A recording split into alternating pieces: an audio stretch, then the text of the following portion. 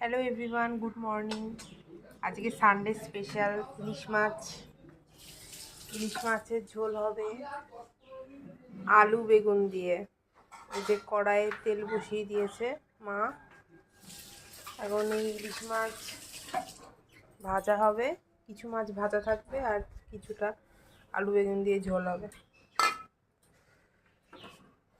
আর এখানে তো ভাত হচ্ছে।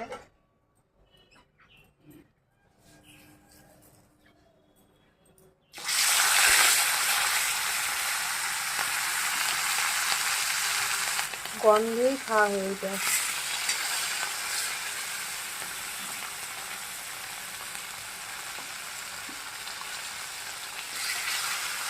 তেলগুলো কি করবো? তেলগুলো ভাজবা না?